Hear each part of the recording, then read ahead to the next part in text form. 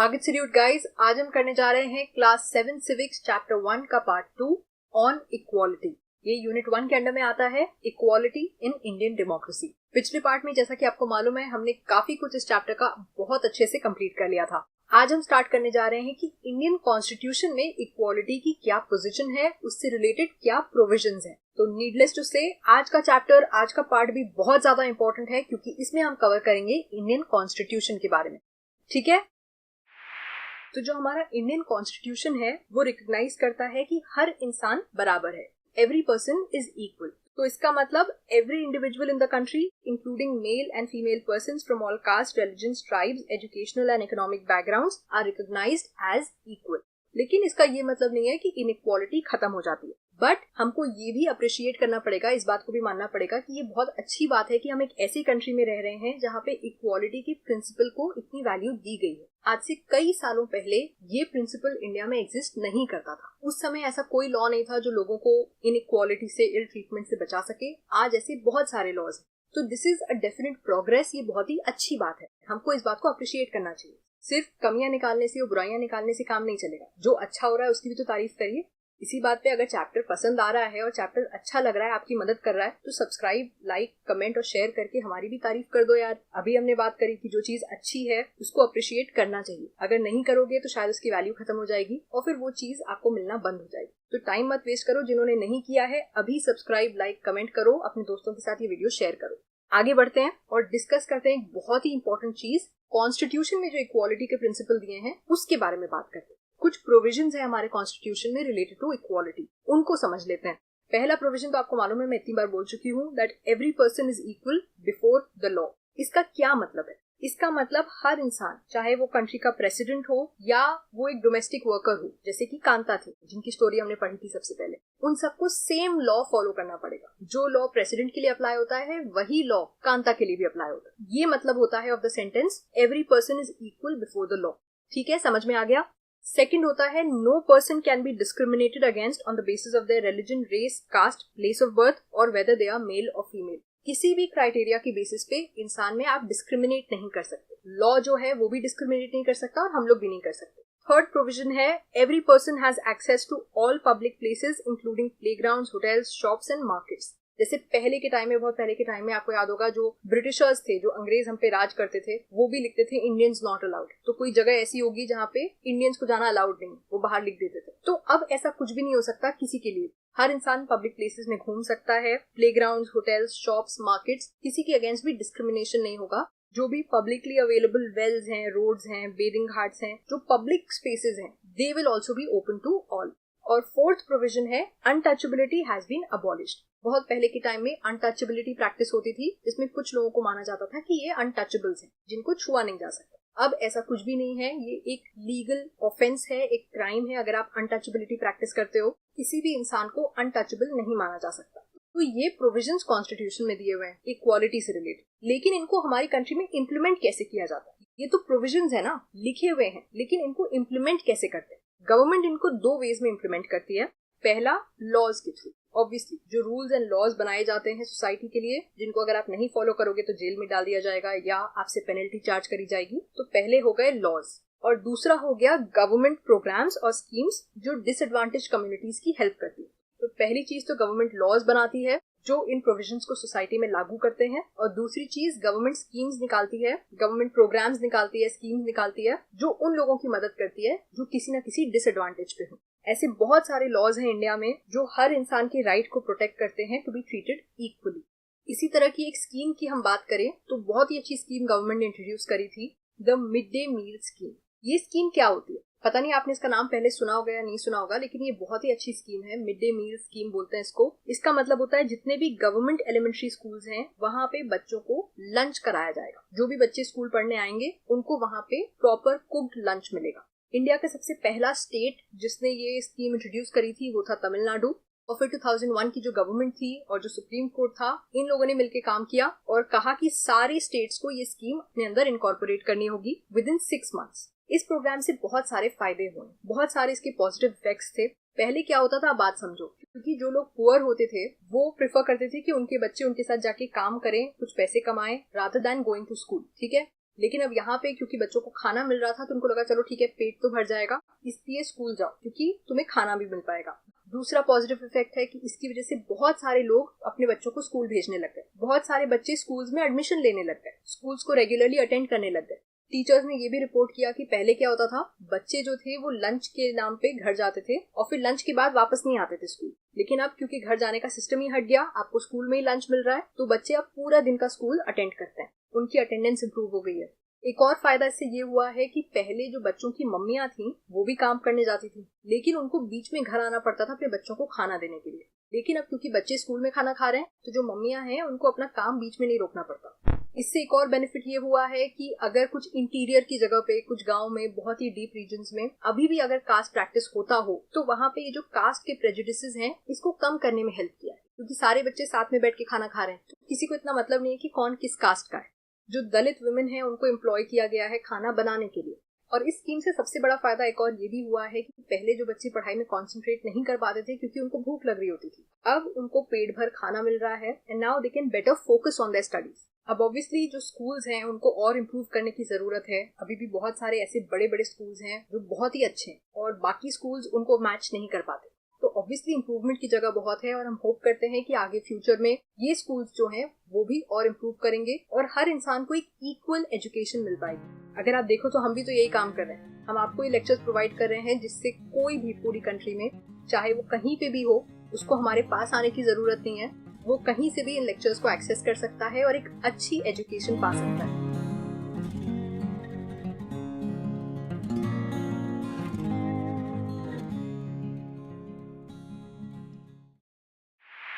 अच्छा, अब आप मुझसे पूछोगे, मैं जानती हूँ कि जब इतने सारे लॉज बने हुए हैं और इतने टाइम से बात हो रही है, कॉन्स्टिट्यूशन इतना पहले बन गया था कि इक्वल होना चाहिए, इक्वल होना चाहिए, फिर ऐसा क्यों नहीं है, अभी भी इनइक्वालिटी थोड़ी बहुत क्यों होती है? यार उसका बहुत ही सिंपल रीजन है, एटीट्यूड्स जो होते हैं वो बहुत धीरे धीरे चेंज होते हैं। लोग, जो हम लोग हैं, आप, हम, जो सोसाइटी है पूरी, उनका एटीट्यूड, उनका रवैया चेंज होने में टाइम लगता है। कोई भी चीज ओवरनाइट नहीं चेंज हो जाती। काफी बार लोगों को मालूम होता है कि वो गलत कर रहे हैं, वो डिस्क्रिमिनेशन कर रहे हैं, लेकिन वो फिर भी करते हैं। जब एज ए सोसाइटी हम लोग चेंज होते हैं, हम चीजों को एक बेटर पर्सपेक्टिव से देखते हैं, तभी आप एक्सपेक्ट करोगे कि पूरी सोसाइटी का एटीट्यूड चेंज होगा। किसी भी डेमोक्रेटिक सोसाइटी में इक्वालिटी एस्टैब्लिश करना एक बहुत ही डिफिकल्ट टास्क है, एक कंटिन्यूअस स्ट्रगल होती है और इसके लिए सिर्फ गवर्नमेंट या कॉन्स्टिट्यूशन ये सब रिस्पॉन्सिबल नहीं होते हैं। कम्युनिटीज, सोसाइटी, इंडिविजुअल्स सब रिस्पॉन्सिबल होते हैं और सब पार्टिसिपेट करते हैं। सोसाइटी में जो भी चेंजेस आते हैं वो ग्रेजुअली आते हैं और सबको कंट्रीब्यूट करना पड़ता है। तो अभी तक हमने बहुत टाइम से बात कर ली इंडिया की, इंडियन डेमोक्रेसी को बहुत क्लोजली देख लिया, लेकिन इसका क्या मतलब? क्या सिर्फ इंडिया में प्रॉब्लम्स हैं, बाकी सारी कंट्रीज एकदम हंकी डोरी हैं, परफेक्ट हैं, वहां पे बहुत इक्वालिटी है? ऐसा बिल्कुल नहीं है। आप ये मत भूल जाना कि सभी लोग तो ह्यूमंस हैं ना, गलतियां सबसे होती हैं। तो इक्वालिटी के जो इश्यूज हैं वो दूसरी कंट्रीज में भी ऐसे ही फेस करने पड़ते हैं। दूसरी डेमोक्रेसीज हैं, they also have issues of equality. बहुत सारी, जैसा मैंने आपको कहा, ये आसान चीज नहीं होती, कहीं पे भी इक्वालिटी एस्टैब्लिश करना रातों रात का खेल नहीं होता। बहुत सारी डेमोक्रेटिक कंट्रीज हैं जो अभी भी स्ट्रगल कर रही हैं अपनी सोसाइटी में इक्वालिटी लाने के लिए। फॉर एग्जाम्पल, हम यूएसए का एग्जाम्पल लेते हैं, United states of America. USA में एक कम्युनिटी है जिनको कहते हैं अफ्रीकन अमेरिकन। ठीक है, आपको नाम से ही समझ में आ रहा है, अफ्रीकन अमेरिकन जो हैं इनके रूट्स दो जगह लाया करते हैं। इनके जो एंसेस्टर्स थे वो अफ्रीका से थे, अफ्रीका से उनको स्लेव्स बना के यूएसए लाया गया था। फिर ग्रेजुअली जब ये स्लेव सिस्टम खत्म हो गया तो उन स्लेव्स के जो बच्चे थे वो वहीं अमेरिकन सिटीजन बन गए। तो उनका ओरिजिन अफ्रीका से था बट प्रेजेंटली वो अमेरिकन हैं। That is why they are called African American. ठीक है, तो ऐसा माना जाता है कि काफी सारे जो अफ्रीकन अमेरिकन हैं उनके अगेंस्ट अभी भी यूएसए में काफी डिस्क्रिमिनेशन होता है, उनको इक्वली नहीं ट्रीट किया जाता है। इसी बात को लेके 1950s में एक बहुत बड़ा मूवमेंट हुआ था जिसको कहते हैं सिविल राइट्स मूवमेंट। ये बहुत ही इंपॉर्टेंट चीज हम पढ़ने जा रहे हैं, एग्जाम में आने के बहुत चांसेस है। ठीक है, लेट 1950s में क्या हुआ था, एक मूवमेंट हुआ था। किस चीज के लिए?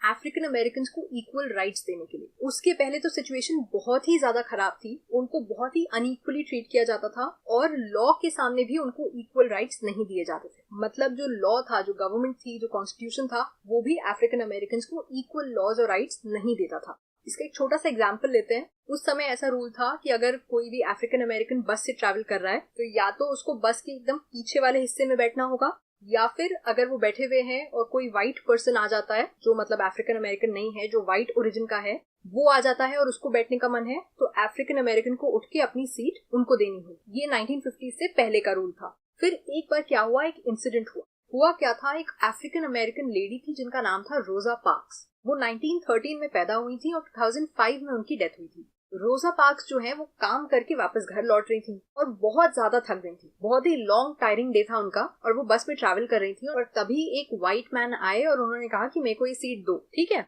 ये पूरा जो इंसिडेंट हुआ ये 1 दिसंबर 1955 की बात है। तो वो जेंटलमैन आए और उन्होंने कहा कि मुझे ये सीट चाहिए, उठो और मुझे ये सीट दो। लेकिन रोजा पार्क्स उस दिन इतनी ज्यादा थक गई थी कि उन्होंने कहा आई डोंट केयर, मैं नहीं उठूंगी। इस छोटे से इंसिडेंट से आप बिलीव नहीं करोगे इतना बड़ा एजिटेशन स्टार्ट हुआ जिसको कहा जाता है सिविल राइट्स मूवमेंट। ये एक हिस्टोरिकल इवेंट बन गया। इस इंसिडेंट से ये लाइमलाइट में आया कि अफ्रीकन अमेरिकन के साथ यूएसए में कितनी ज्यादा इनइक्वालिटी हो रही थी।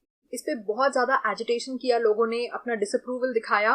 किस चीज के अंडर में? सिविल राइट्स मूवमेंट के अंडर में। इसको याद रखिएगा, ये बहुत बहुत ज्यादा इंपॉर्टेंट है। सिविल राइट्स मूवमेंट का असर अच्छा हुआ, इससे एक अच्छी चीज निकल के आई जिसको कहते हैं सिविल राइट्स एक्ट। ये 1964 का एक एक्ट है जिसको कहते हैं सिविल राइट्स एक्ट। और इस एक्ट के हिसाब से अब कोई भी अफ्रीकन अमेरिकन के साथ डिस्क्रिमिनेट नहीं कर सकता यूएसए में। It prohibits the discrimination on the basis of race, religion और नेशनल ओरिजिन। मतलब सिर्फ अफ्रीकन अमेरिकन के साथ ही नहीं, कोई भी किसी भी फॉर्म का डिस्क्रिमिनेशन अब नहीं हो सकता है।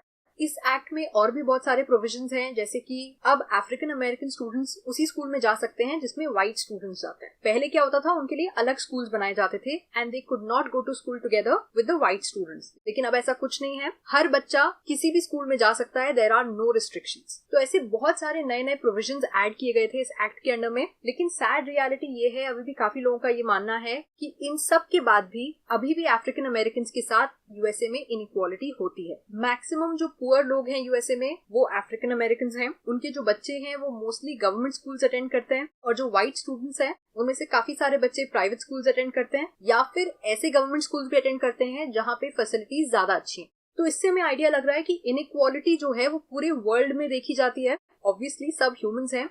जैसा कि मैंने आपको कहा था, ये एक बहुत ही कॉमन फिनोमेना है। ऐसा होना नहीं चाहिए, आइडियल वर्ल्ड में शायद ऐसा नहीं होता, लेकिन हर इंसान को, चाहे वो कोई भी हो, every person has to face inequality at some point in their life। इसीलिए हम कह सकते हैं कि वर्ल्ड में कोई भी कंट्री कंप्लीटली डेमोक्रेटिक नहीं है, क्योंकि कंप्लीट डेमोक्रेसी के लिए आपको चाहिए कंप्लीट इक्वालिटी।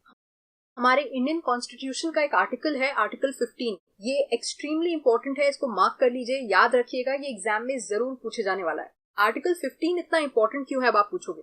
उसका एक एक्सर्प्ट आपकी बुक में दिया है, उस पे नजर डाल लो, आपको तुरंत मालूम पड़ जाएगा कि ये आर्टिकल इतना इंपॉर्टेंट क्यों है।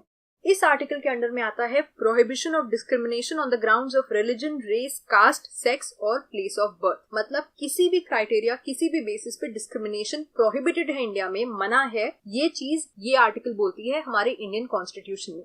इसके हिसाब से कहा गया है, the state shall not discriminate against any citizen on grounds only of religion, race, caste, sex, place of birth और एनी ऑफ देम। मतलब जो स्टेट है, जो लॉ है, जो पूरी कंट्री एज अ होल है, वो इनमें से किसी भी क्राइटेरिया के बेसिस पे डिस्क्रिमिनेशन नहीं करेगी। इस बेसिस पे किसी को भी कोई भी रिस्ट्रिक्शन, डिसेबिलिटी, लायबिलिटी या एक्सेस टू पब्लिक प्लेसेस जैसे कि shops, public restaurants, hotels, places of public entertainment, इन सब में मतलब पब्लिक प्लेसेस को एक्सेस करने में कोई भी डिस्क्रिमिनेशन नहीं होगा। या फिर the use of wells, tanks, bathing ghats, roads and places of public resort which are maintained completely और partly by the state funds और dedicated to the use of general public. इसका मतलब क्या है? इसका मतलब ध्यान से समझना। इसका मतलब ये है कि कोई भी पब्लिक प्लेस या कोई भी ऐसी प्लेस जो पार्टली या कंप्लीटली स्टेट फंड से फंडेड है, मतलब गवर्नमेंट के, स्टेट के पैसे से फंडेड है और जनरल पब्लिक के लिए है, उसमें कोई भी डिस्क्रिमिनेशन नहीं किया जाएगा।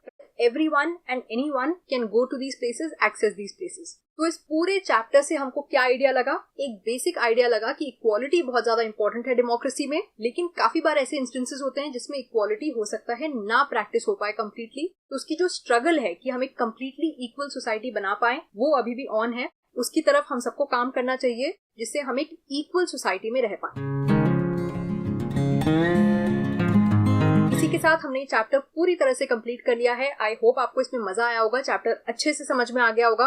आई would like to thank all of those people जो हमारे वीडियोस को लाइक करते हैं, नीचे इतने अच्छे कमेंट्स करते हैं, जिन्होंने हमारे चैनल को सब्सक्राइब कर रखा है और जो हमारे इतने कांस्टेंट अप्रिशिएटर्स हैं। Thank you guys so much, आप हमारी एनर्जी हो। और जिन्होंने सब्सक्राइब, लाइक और कमेंट नहीं किया है वो अभी करो, because right now is the time. किसका वेट कर रहे हो? किसी चीज का वेट मत करो, do it right now. I see you guys next time with the next chapter. तब तक के लिए अपना ध्यान रखिए और बहुत मन लगा के पढ़ाई करिए। Bye bye.